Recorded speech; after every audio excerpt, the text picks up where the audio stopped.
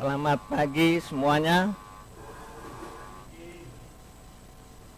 Yang di depan saya ini sangat sedikit karena hanya kami saja yang boleh berada di tempat ini, sebab memang ada larangan untuk kami berkumpul. Tapi saya melihat ada begitu banyak saudara yang join in, yang ikuti live streaming kebaktian kita pada pagi hari ini. Untuk saudara-saudara yang ada di Brisbane, sangat senang melihat saudara ikuti kebaktian ini. Juga ada saudara kita dari Sunshine Coast juga on pada saat ini, yang dari Jakarta, Bandung, Amerika. Saya cek di sini semua sedang on. Juga ada yang dari Tasikmalaya gitu. Oh, ini dari Ciamis gitu. Nah, kita sangat bersyukur pada Tuhan bahwa meskipun dengan keadaan yang ada sekarang ini, kita masih boleh tetap berbakti kepada Dia, meskipun kita berbakti di rumah masing-masing. Tapi kita tahu bahwa gereja bukanlah sebuah tempat, bukanlah sebuah organisasi, tapi gereja itu adalah kita semua. Dan kita masih bersyukur kalau kita masih boleh berbakti, masih bisa berbakti bersama meskipun tanpa berkumpul bersama. Nah, kita pakai kesempatan ini untuk berbakti pada Tuhan, dan kita memang berada pada masa yang sangat luar biasa. Para ahli berkata bahwa tidak ada masa yang seperti sekarang ini. Sebuah virus kecil yang sangat-sangat kecil menjungkir balikan dunia ini.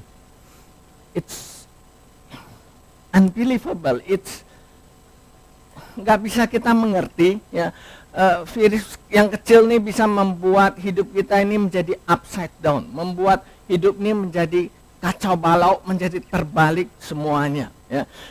Si Poltak sempat berkata, dia katakan, dulu saya ini batuk untuk menyembunyikan kentut. Kalau sekarang ya terbalik gitu loh.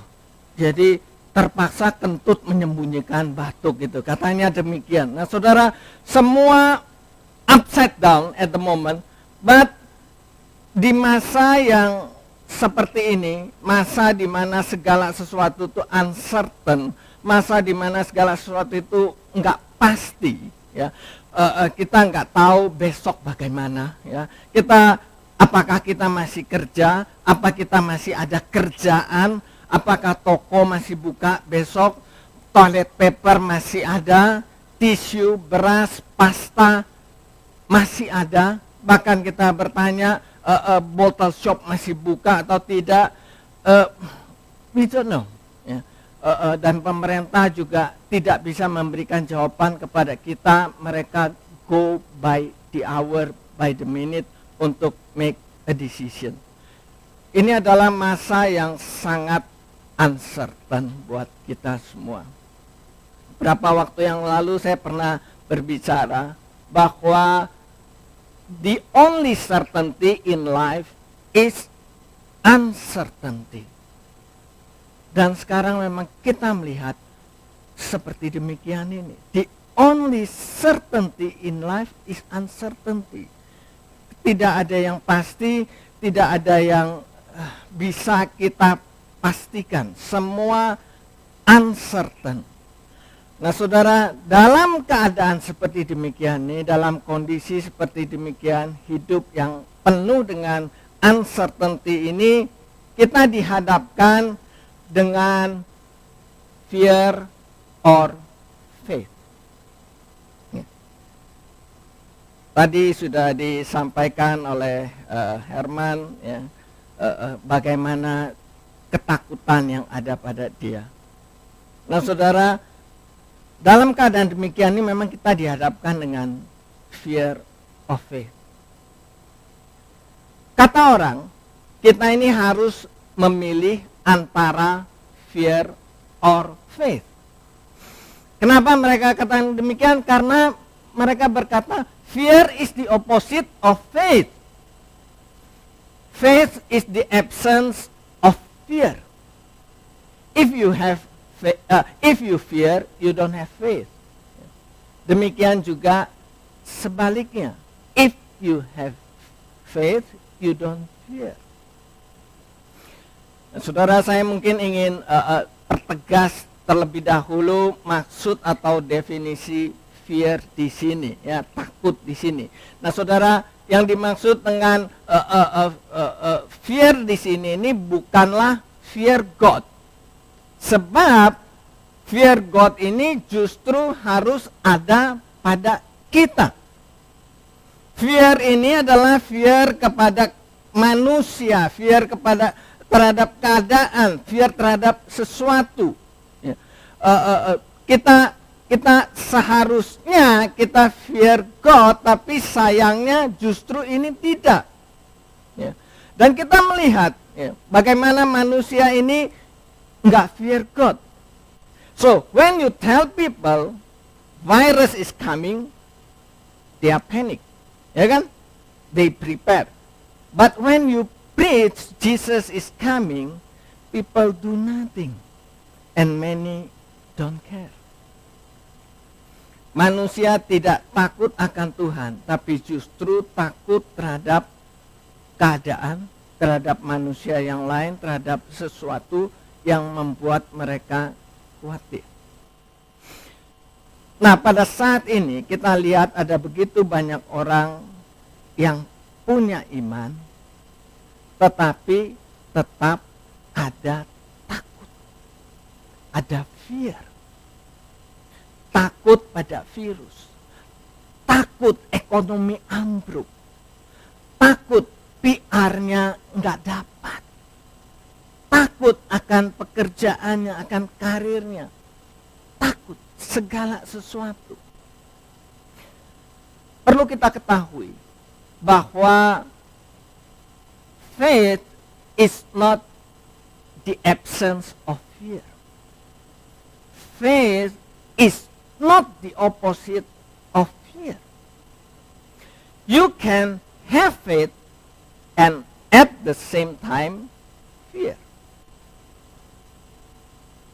It's okay for you to fear and you have faith.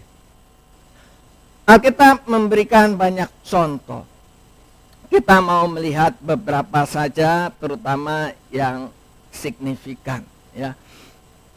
Kita mau lihat contoh yang pertama itu dari Abraham. Kita semua kenal Abraham, kita semua tahu Abraham, ya. Dia mempunyai gelar bapak dari segala orang percaya. Berarti dia begitu percaya, ya kan, imannya sangat luar biasa. Tetapi di dalam Kejadian pasal yang ke-12 ayat yang ke-10 dan seterusnya memberitahu kita demikian. Abraham ini sudah keluar dari tempat asalnya, ya. Dia sudah taat, dia taat kepada Tuhan dan dia taat kepada pimpinan Tuhan, dan dia tahu Tuhan itu selalu memelihara dia, Tuhan melindungi dia, Tuhan memberkati dia. Dia tahu. Tapi satu waktu terjadi kelaparan di tanah Kanaan, Alkitab mengatakan bahwa Abraham kemudian pergi ke Mesir. Nah, di dalam ayat yang ke-13 saya bacakan dari ayat 12 dulu, ya. Apabila orang Mesir, mungkin dari ayat yang ke-10, ya. Ketika kelaparan timbul di negeri itu, pergilah Abram ke Mesir untuk tinggal di situ sebagai orang asing. Sebab hebat kelaparan di negeri itu. Pada waktu itu ia akan masuk ke Mesir. Berkatalah ia kepada Sarai, istrinya, memang aku tahu bahwa engkau adalah seorang perempuan yang cantik parasnya. Apabila orang Mesir melihat engkau, mereka akan berkata, itu istrinya.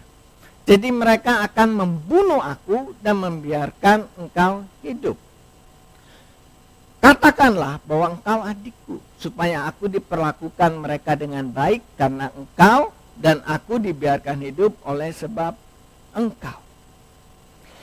Nah saudara, Abraham waktu pergi ke Mesir ini, dia takut saudara. Dia takut sampai dia beritahu istrinya Sarai, waktu itu namanya masih Sarai, untuk berbohong bahwa Sarai itu bukan istrinya tapi justru adiknya. Dia takut sebab Sarai itu sangat cantik. Kalau sampai orang tahu bahwa Sarai itu istrinya, Abraham akan dibunuh dan Sarai akan dibiarkan hidup. Abraham takut. Nah saudara, bapak segala orang percaya takut. Bukan cuman sekali Abraham ini takut. Kita lompat beberapa pasal dari kitab Kejadian ini. Kembali terjadi kelaparan di tanah Kanaan ini. Ya, di dalam Kejadian pasal yang ke-20, akhirnya Abraham harus pergi ke Gerar. Ya, dia harus pindah ke Gerar. Ya. Kejadian di Kejadian pasal 20 ini berbicara setelah Abraham tuh ya alami banyak hal, banyak berkat dari Tuhan. Ya dia melihat bagaimana Tuhan memberkati dia dengan melimpah sehingga kambing domba piaraannya begitu banyak, hamba-hambanya begitu banyak, ya kan. Bahkan Abraham tuh sudah bertemu dengan Melkisedek yang adalah gambaran Allah sendiri, imam besar, ya gambaran Tuhan Yesus. Abraham sudah mendengar suara Tuhan secara langsung, ya, bahkan bertemu dengan Tuhan dalam bentuk 3 orang, ya, di dalam pasal yang ke-18 ini, ya, waktu Abraham tawar-menawar tentang Sodom dan Gomora. Apa yang kurang dari Abraham? Apalagi yang harus dia dapatkan untuk menunjukkan percayanya? Tapi di dalam Kejadian 20, waktu dia ketemu dengan Abimelek, raja dari Gerar ini, ayat yang ke-10 berkata demikian dari Kejadian 20 ini.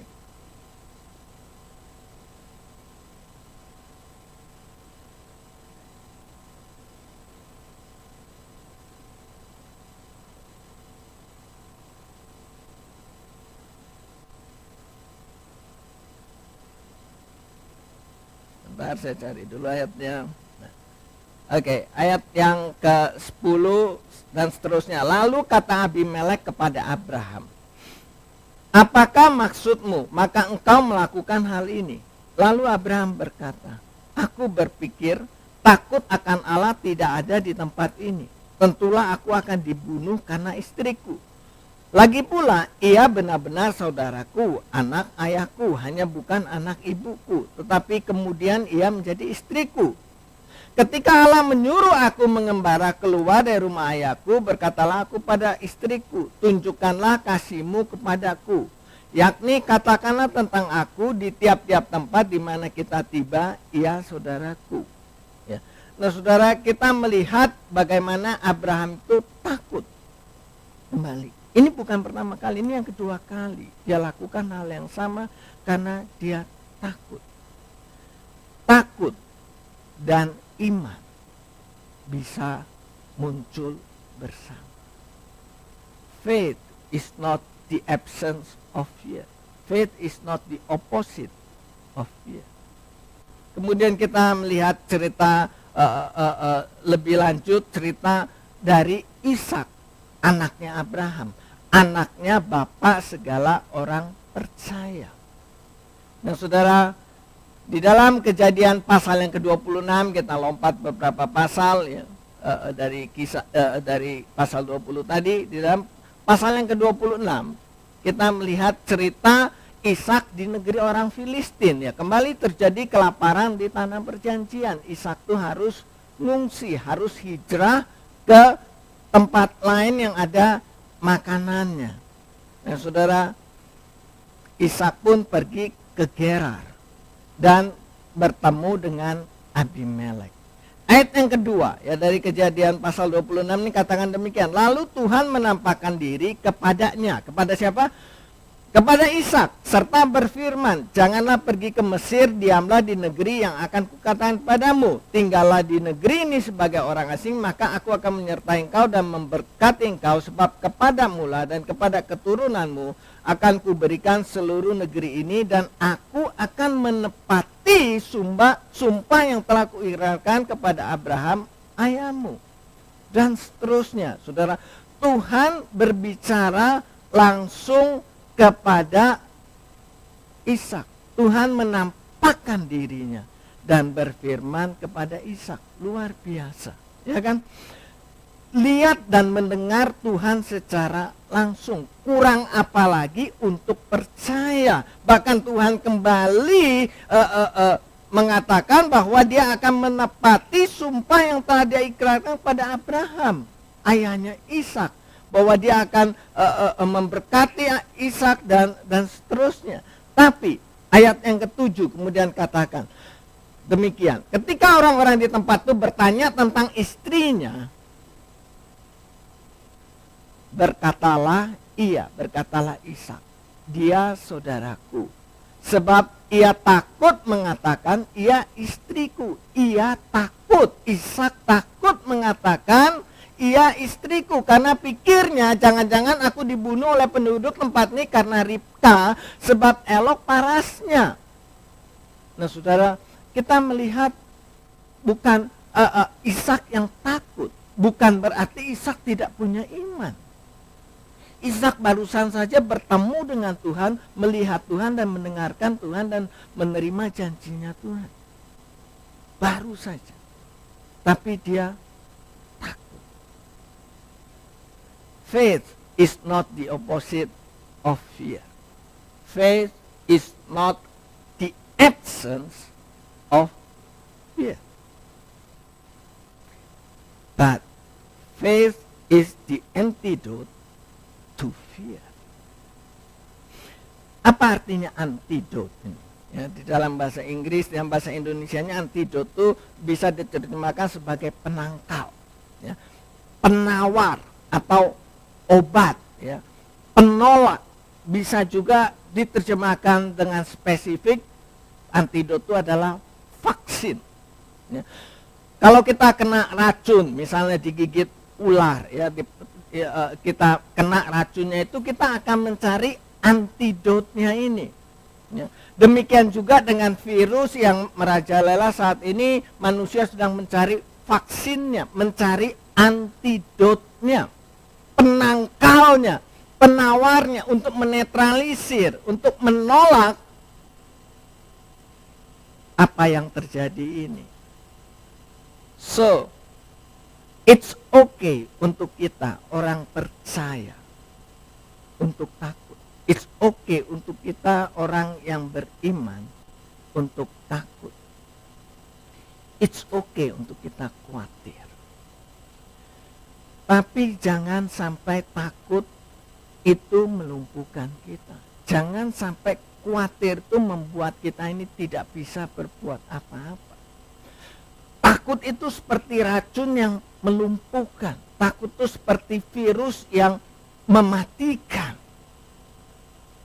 Kita tahu coronavirus ini tidak hanya melumpuhkan fisik atau tubuh manusia, tapi juga jiwa bahkan roh kita, semangat kita. Dia lumpuhkan semuanya. Nah saudara, untuk menghadapi racun ini, untuk menghadapi virus ini, kita perlu antidotnya. Untuk menghadapi ketakutan ini, untuk menghadapi kekuatan ini, kita perlu antidotnya. Apa antidot itu? Antidot itu adalah iman atau faith. Bukan sembarang iman, ya, bukan sembarang faith, bukan sembarang percaya, ya. Bukan iman kepada manusia, bukan iman kepada prime minister kita, bukan iman kepada government, bukan iman kepada stimulus, bukan iman kepada uang, materi, bahkan bukan iman kepada toilet paper, tapi iman pada Yesus Kristus Tuhan. Faith in Jesus Christ the Lord. Faith in His Word. faith in the truth. Kita perlu punya iman di dalam Yesus. Iman di dalam kebenarannya Dia. Iman di dalam firman-Nya. Nah, saudara, Alkitab mencatat banyak sekali antidot untuk ketakutan kita ini. Saya ingin mulai dari kitab Mazmur. Mazmur pasal yang ke-48 ayatnya, Mazmur 46 ayat yang kedua sampai yang keempat. Demikian firman Tuhan. Allah itu bagi kita tempat perlindungan dan kekuatan. Sebagai penolong dalam kesesakan sangat terbukti. Sebab itu kita tidak akan takut sekalipun bumi berubah, sekalipun gunung-gunung goncang di dalam laut, sekalipun ribut dan berbuih airnya, sekalipun gunung-gunung goyang oleh geloranya. Kita tidak akan takut. Kita tidak perlu takut. Sebab apa? Sebab Allah itu adalah tempat perlindungan. Sebab Tuhan itu adalah penolong dalam kesesakan. Sehingga kita punya jaminan ini. Kita punya firman ini yang bisa kita pegang. Lebih lanjut. Ini adalah firman dari pemazmur lebih lanjut. Nabi Yesaya berkata di dalam Yesaya pasal 41 ayat yang ke-10. Yesaya berkata, janganlah takut sebab aku menyertai engkau. Ini adalah firman Tuhan kepada Yesaya. Janganlah takut sebab aku menyertai engkau. Janganlah bimbang sebab aku ini Allahmu. Aku akan meneguhkan, bahkan akan menolong engkau. Aku akan memegang engkau dengan tangan kananku yang membawa kemenangan. Ini firman-Nya Dia. Ini apa yang Dia katakan. Ini kebenarannya Dia. Bahwa kita ini nggak perlu takut. Kita ini nggak perlu bimbang. Ya. Dia akan meneguhkan kita. Dia akan menolong kita. Dia akan memegang kita dengan tangan kanannya yang kuat. Dan membawa kita kepada kemenangan. Membawa kita keluar dari situasi ini sebagai pemenang. Lebih lanjut. Yesaya pasal 43 ayatnya yang kedua dan ketiga berkata demikian. Apabila engkau menyeberang melalui air, firman Tuhan kembali kepada Nabi Yesaya. Apabila engkau menyeberang melalui air, aku akan menyertai engkau. Atau melalui sungai-sungai, engkau tidak akan dihanyutkan. Apabila engkau berjalan melalui api, engkau tidak akan dihanguskan. Dan nyala api tidak akan membakar engkau. Sebab akulah Tuhan Allahmu yang Maha Kudus, Allah Israel, Juru Selamatmu. Kita punya seorang Juru Selamat yang begitu dahsyat, yang begitu kuat. Sehingga meskipun kita ini harus menyeberang melalui air, kita harus melalui sungai, kita harus berjalan melalui api. Dan nyala api yang begitu besar itu, Tuhan berikan janji. Kita nggak akan terbakar, kita nggak akan hanyut, kita nggak akan tenggelam. Tuhan tidak berkata bahwa kita tidak akan alami ini, tapi Tuhan hanya berkata kalau kita jalan melalui sungai dan sebagainya, kita nggak akan terhanyut, kita nggak akan terbakar. Kita nggak perlu takut. Kita lompat ke perjanjian baru. Kita melihat apa kata Rasul Paulus. 2 Timotius 1 ayat 7. Katakan Rasul Paulus berkata demikian. Sebab Allah memberikan pada kita bukan roh ketakutan, melainkan roh yang membangkitkan kekuatan, kasih dan ketertiban.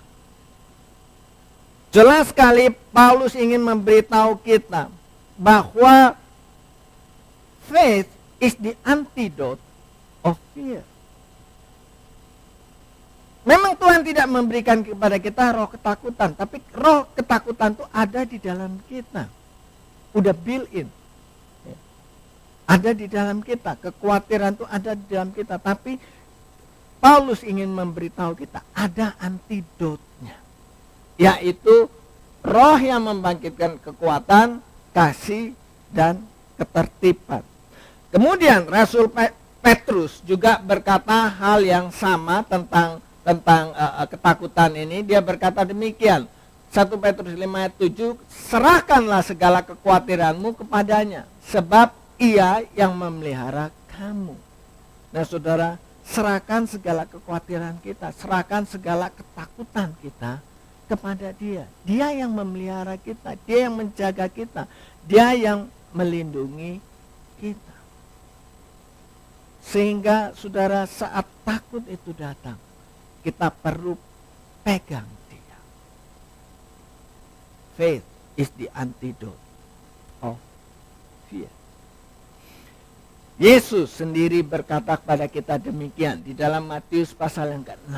Dia katakan demikian, karena itu aku berkata padamu, janganlah khawatir akan hidupmu, akan apa yang hendak kamu makan atau minum, dan janganlah khawatir pula akan tubuhmu, akan apa yang hendak kamu pakai. Bukankah hidup itu lebih penting daripada makanan, dan tubuh itu lebih penting daripada pakaian?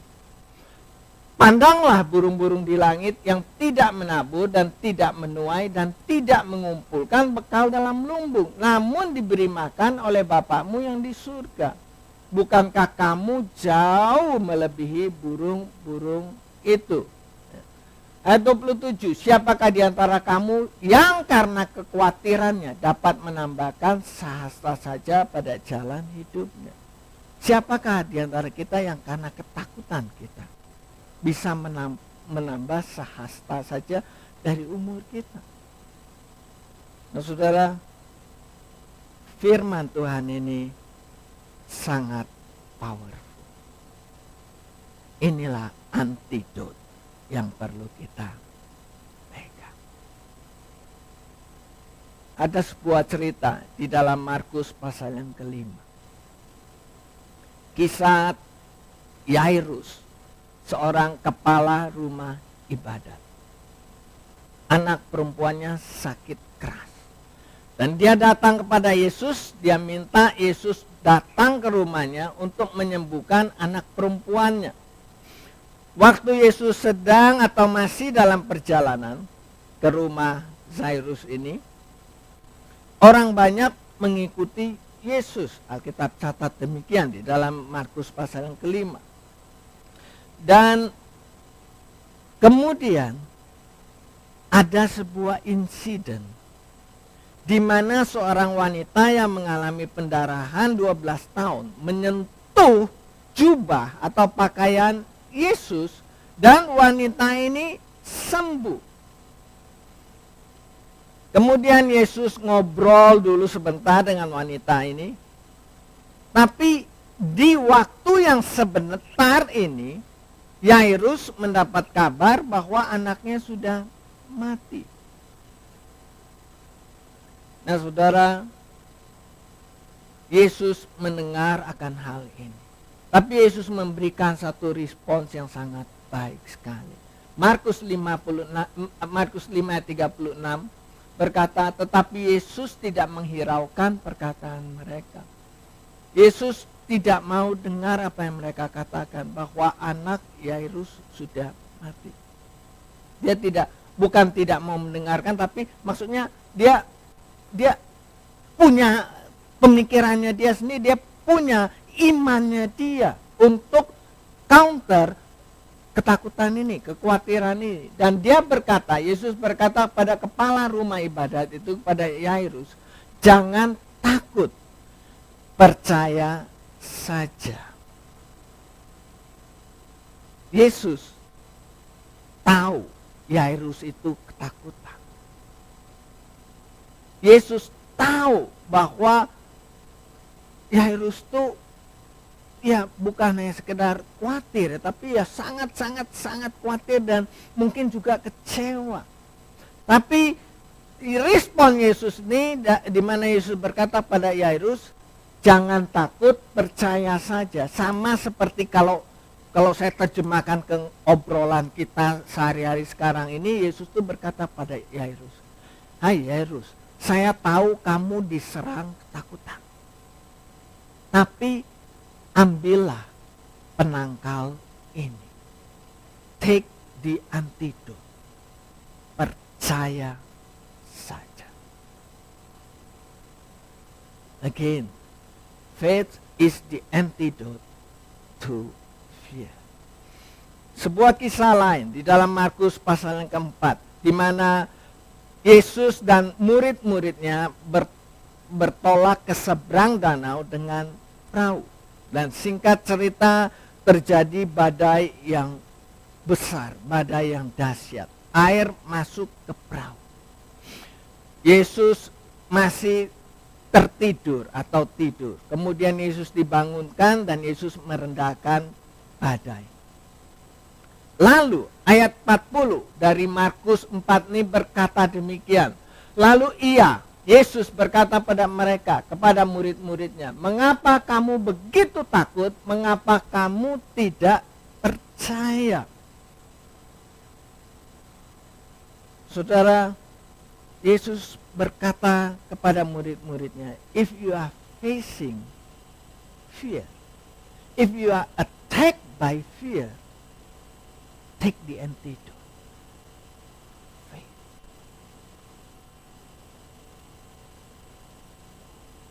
Kita punya antidot untuk fear ini, yaitu. Tapi Yesus ingin beritahu kita hal yang lebih dalam lagi. Dalam Matius pasal yang ke-10, ayat yang ke-28, Yesus berkata demikian. Dan janganlah kamu takut kepada mereka yang dapat membunuh tubuh, tetapi yang tidak berkuasa membunuh jiwa. Takutlah terutama kepada Dia yang berkuasa membinasakan baik jiwa maupun tubuh di dalam neraka. Tuhan berkata, fear no one, fear nothing but God. Itulah jaminan kita di dalam Tuhan. Kita punya jaminan yang begitu solid, yang begitu pasti, yang kuat, yang teguh. So saat fear menyerang kita, ambil antidot, pakai antidot. Have faith in Him. Faith is not the absence of fear. Faith is the antidote of fear. Banyak orang menganggap kalau beriman tuh nggak perlu takut ya, nggak usah takut lagi. Ya. Hantam saja, punya iman hantam saja. Oh, apa virus apaan, ya kan? Banyak orang berpikir, oh dalam nama Yesus virus minggir gitu. Saya mau jalan-jalan ke Israel, saya mau kunjungi Roma, ya. Saya mau ikut seminar di Wuhan, ya. Saya mau ketemu teman di Amerika. Kemudian mereka berkata, mana sengatmu coronavirus? Ya. Nah saudara, banyak orang menganggap kalau beriman tuh nggak usah takut. Tapi sikap yang seperti demikian, sikap di mana kita menantang bahaya itu bukanlah sikap orang yang beriman. Di dalam Alkitab, orang yang seperti demikian, orang yang hantam saja, orang yang nggak peduli, orang yang nggak mau tahu, itu bukan disebut orang beriman di dalam Alkitab, tetapi disebut orang bodoh atau orang buta. Amsal pasal yang pertama yang 7 katakan, orang bodoh menghina hikmat dan didikan. Mereka menolak hikmat itu. Hikmat yang mengatakan kita ini harus lakukan social distancing. Hikmat yang mengatakan bahwa kita ini jangan pergi kemana-mana kalau tidak diperlukan. Bahkan jangan travel ke luar negeri. Mereka menghina hikmat ini. Mereka menantang bahaya itu. Alkitab katakan orang bodoh menghina hikmat. Di dalam Mazmur 94 ayat ke-8 dikatakan, orang bebal, bilakah kamu mau memakai akal budimu? Ya, ini berkata pada orang bebal, hai orang bebal, bilakah kamu memakai akal budimu? Kita Kita punya iman bukan berarti kita hantam saja. Kita punya iman bukan berarti kita nggak peduli. Kita lawan semuanya, kita labrak semuanya. Saudara, itu adalah orang bebal. Orang yang tidak memakai akal budinya. Beriman tuh harus dengar, tetap dengar apa yang diperintahkan. Beriman tuh bukan berarti kita melawan segala-galanya. Di dalam Keluaran pasal yang ke-12, saudara tahu kisah tentang bangsa Israel yang mau keluar dari tanah Mesir. Firaun jelas tidak mau mengizinkan bangsa Israel itu keluar, kemudian Tuhan memberikan tulah. Nah, tulah itu seperti keadaan sekarang ini, ya. Ada belalang, ada katak, air berubah menjadi darah dan sebagainya, ya. Keadaan seperti sekarang ini. Kemudian sampai kepada tulah ke-10 di dalam Keluaran pasal yang ke-12. Tulah yang ke-10 dan berbicara tentang Paskah yang pertama dari Keluaran 12 ini. Nah, ayat yang ke-12, Tuhan berkata bahwa pada malam ini semua anak sulung dari anak manusia sampai anak binatang akan mati. Tuhan akan membunuh semua anak sulung yang ada di Mesir. Tapi Tuhan kemudian berikan perintah kepada bangsa Israel. Dia katakan pada bangsa Israel, engkau harus menyembelih anak domba jantan, kemudian darahnya harus diambil dan dibubuhkan ke dua tiang pintu, ya, pintu tiangnya, dan juga ambang atas. Ya. Jadi dilabur atau dicat dengan darah anak domba jantan yang disembelih itu. Nah, Kitab katakan waktu Tuhan datang malam nanti dan melihat darah itu, ia akan lewat. Itulah yang disebut Passover ini. Nah, saudara, bangsa Israel harus taat lakukan itu. Bangsa Israel tidak bisa bilang, saya tidak takut, Tuhan itu penolongku. Tuhan itu pasti akan tolong saya. Tanpa mau mentaati apa yang Tuhan perintahkan. Tanpa mau mentaati apa yang Tuhan tetapkan. Nah, saudara, Tuhan memang akan tolong. Tuhan mau menolong. Tapi kita harus taat. Dan kita harus lakukan apa yang Dia katakan untuk kita lakukan. Nah, Tuhan akan tolong kita dari coronavirus ini. Dia akan menghindarkan kita dari coronavirus ini. Dia akan lindungi kita dari coronavirus ini. Tapi kita harus lakukan, kita harus taat dalam hal ini kepada pemerintah yang kita akui diangkat oleh Tuhan. Dan apa yang pemerintah katakan pada kita, apa peraturan yang pemerintah terapkan kepada kita, harus kita lakukan, harus kita taati. Jangan kita hantam, jangan kita langgar dengan mengatakan saya punya iman. Saudara, tidak bisa seperti demikian. Kita harus lakukan, kita harus taat pada apa yang dikatakan oleh para ahli, ya. Apa yang dikatakan oleh dokter, hikmat mereka, akal budi mereka. Please listen to them and do it. Taat, lakukan. Social distancing, no shake hands, isolation, wash hands. Semua yang dianjurkan untuk kita lakukan dan taati. Jangan dilawan. Selama kita lakukan itu, selama kita taati, kita akan selamat. Kita akan terhindar dari virus ini dan kita akan hidup. Sebab Allah itu tempat perlindungan buat kita. Dia itu penolong, Dia menyertai kita, Dia memegang kita. Waktu kita menyeberang melalui air, Dia sertai kita. Melalui sungai, kita tidak akan hanyut. Melalui api, kita tidak akan hangus. Dia juru selamat kita. Dia berikan kita roh kekuatan dan Dia memelihara kita. Saudara, waktu kita takut, waktu kita khawatir, ambil antidot ini. Pakai antidot ini. faith, iman atau percaya. Sama seperti saat kita kena racun, kita ambil penangkalnya, kita ambil penawarnya. Demikian kita ambil antidot untuk takut ini. Jangan takut, jangan khawatir, percaya saja.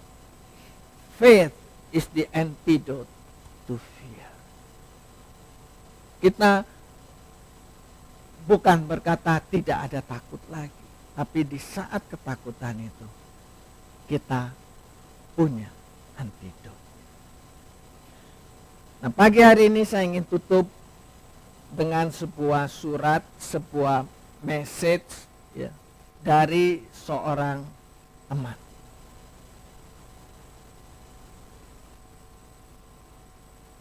Message-nya seperti demikian. Temanku, saat ini saya penuh dengan ketakutan dan sangat khawatir dengan keadaan dunia yang sedang sakit parah dilanda virus ganas ini. Sebelum coronavirus ini marak, kamu selalu mengajak saya datang ke acara di gerejamu sebagai tamu, terutama saat Paskah dan Natal. Setiap pagi kamu kirimkan aku renungan, walaupun kamu tahu saya ini tidak seiman.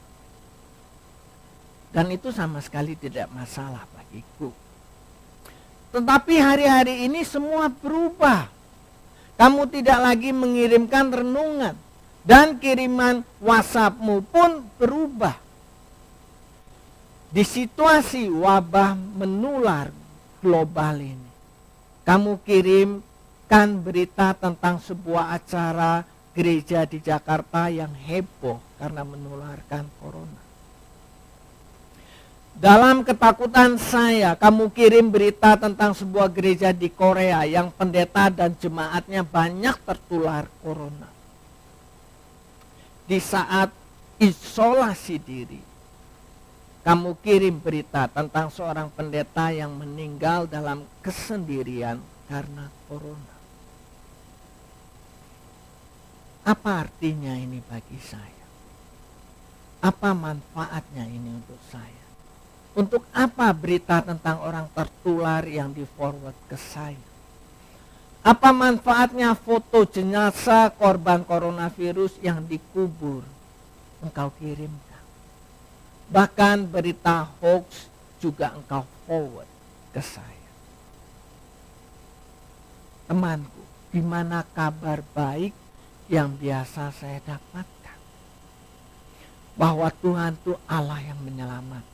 Bahwa Tuhan itu roti hidup dan air kehidupan.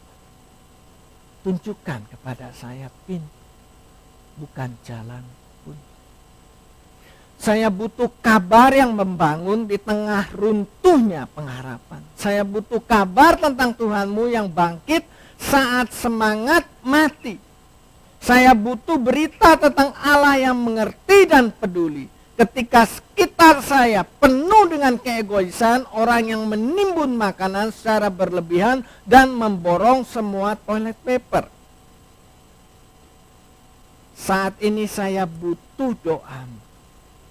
Engkau bisa lebih aktif memakai WhatsApp call mendoakan saya.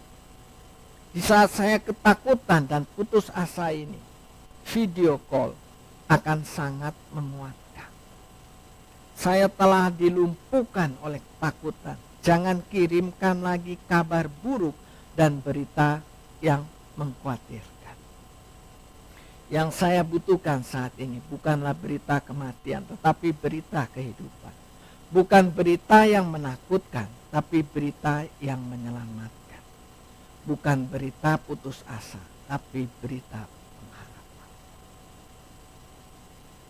Jadilah temanku yang kukenal itu. Kirimkan khotbah pendeta, lagu-lagu rohanimu, renungan firman. Di dunia yang bermasalah dan sakit parah saat ini, saya bukan cuma saya, tapi seluruh dunia ini membutuhkan Tuhan. Tuhan yang bangkit, Tuhan yang hidup. Tuhan yang memberikan kelegaan kepada yang letih, lesu, dan yang berbeban berat.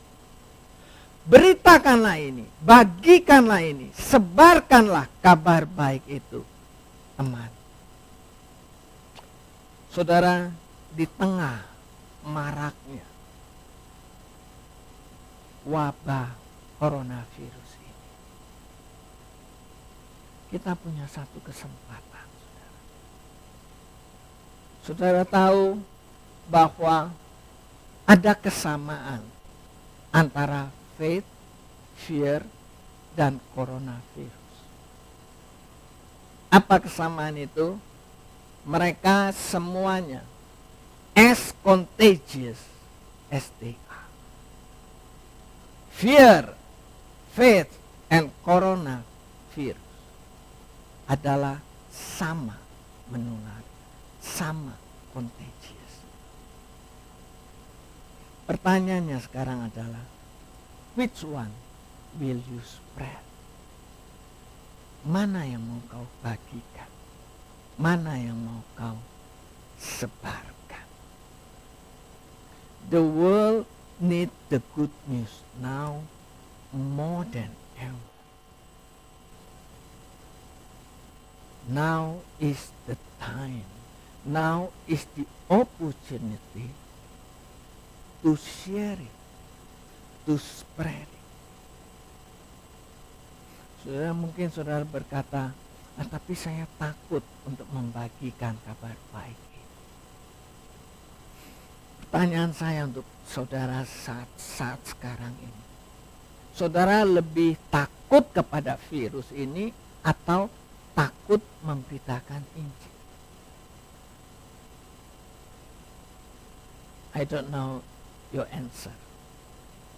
But saya rasa saat ini kita lebih takut kepada virus.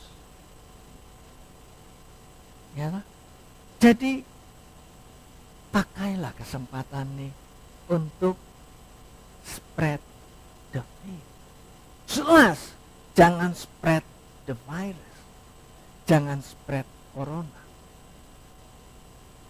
But don't spread fear as well. Spread faith. Share it. Spread it. The good news. Kabar baik. Kabar keselamatan ini.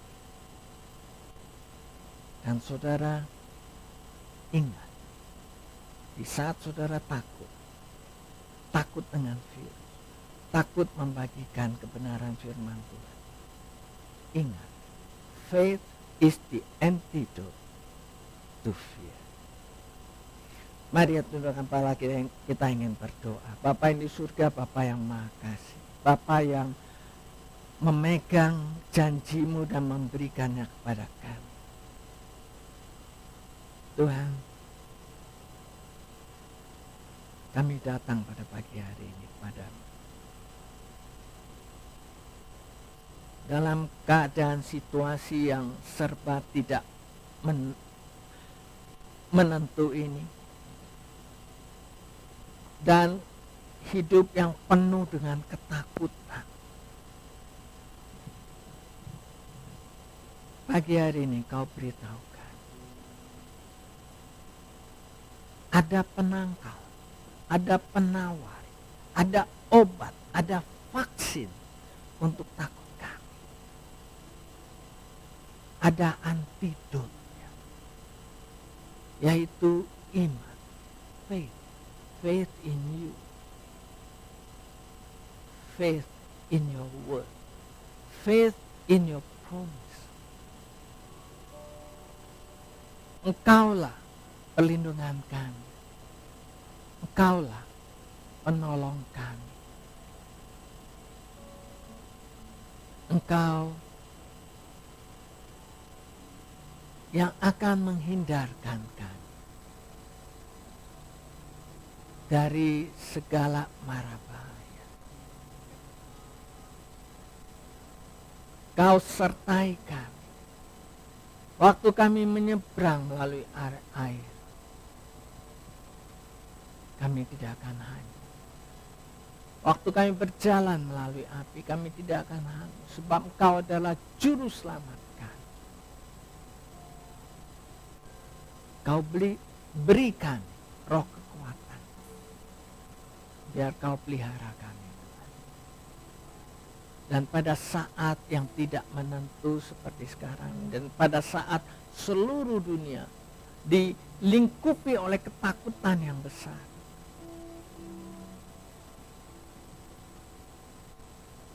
kami punya pilihan